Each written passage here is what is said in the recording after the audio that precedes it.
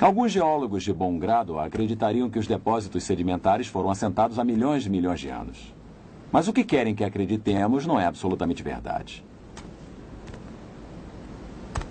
Acontece que a geologia do Grand Canyon se adapta a um modelo baseado na ocorrência de um grande dilúvio universal. Numa tentativa de se saber de onde vieram as águas do dilúvio, para onde foram depois do dilúvio e que acontecimentos geológicos ocorreram durante o dilúvio, procuramos Dr. Walter Brown, ex-chefe de estudos científicos e tecnológicos na Universidade de Guerra Aérea e um professor assistente da Academia da Força Aérea dos Estados Unidos. Seu desenvolvimento da teoria da hidroplaca fornece ao subsídio que desvenda muitos mistérios acerca do dilúvio e seus efeitos. Podemos ver em nosso planeta 17 características estranhas que agora podem ser sistematicamente explicadas com o resultado de uma inundação global cataclísmica, cujas águas surgiram de câmaras subterrâneas com uma liberação de energia que excederia a explosão de 10 bilhões de bombas de hidrogênio. Essa explicação nos demonstra com que velocidade as grandes montanhas são formadas.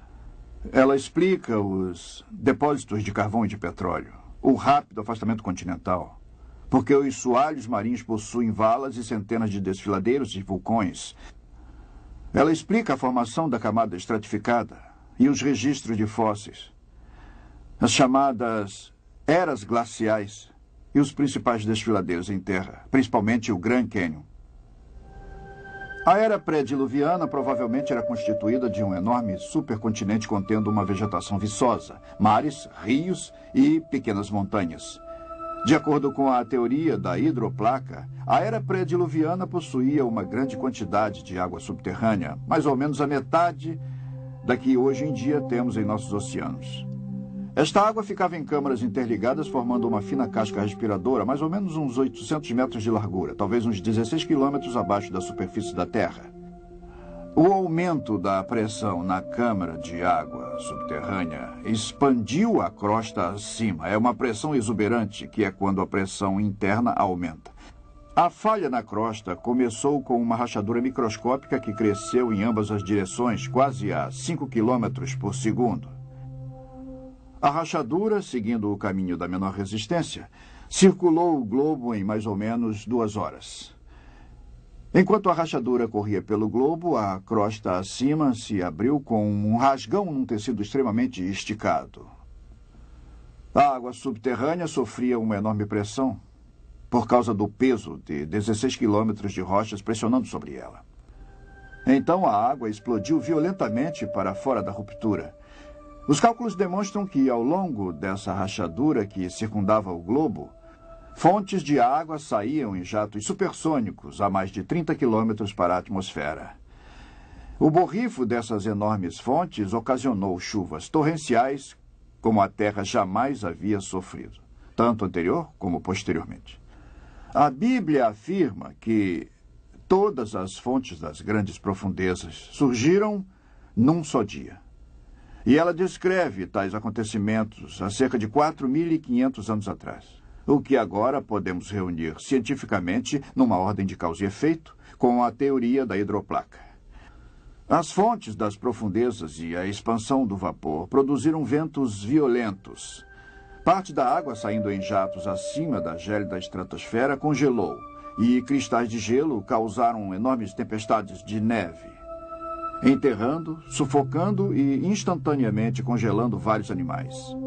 As fontes de alta pressão causaram erosão na rocha em ambos os lados da fenda, e até mesmo através dos conteúdos lamacentos de muitos mares no período pré-diluviano, enormes volumes de sedimentos se espalharam através dessa água lamacenta por toda a Terra. Os sedimentos foram ficando retidos, enterrando plantas e animais, formando os registros de fósseis.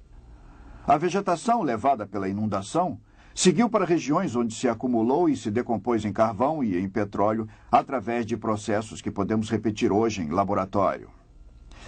Experiências demonstram que, à medida que a erosão alargava a fenda, sua largura se tornou tão grande que as rochas, pressionadas embaixo da câmara subterrânea, se ergueram, dando origem à cordilheira oceânica que se estende ao longo da Terra como a costura de uma bola de beisebol.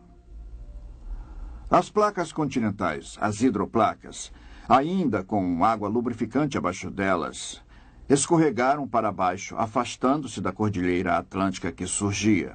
Depois que as maciças placas continentais lentamente desaceleradas atingiam velocidade de cerca de 60 km por hora.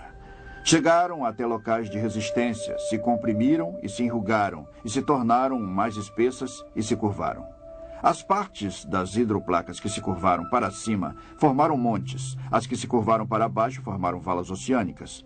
E é por isso que essas características são geralmente paralelas às cordilheiras oceânicas de onde deslizaram. As hidroplacas, ao deslizarem, afastando-se das cordilheiras oceânicas, abriram profundas bacias oceânicas, para onde as águas inundadas se represaram. Toda a bacia continental reteve naturalmente a água, formando vários lagos. Cada lago, formado por chuvas ou por águas drenadas de elevações maiores, derramou sobre sua margem na parte mais baixa de sua margem, ocasionando a erosão de um pequeno entalhe na margem, permitindo que mais água fluísse pelo entalhe com maior rapidez, fazendo os depósitos sedimentares ficarem mais profundos. Esse processo acelerou e fez com que toda a água do lago fosse jogada num deslizamento muito profundo, formando um desfiladeiro. O maior deles foi o Grand Canyon,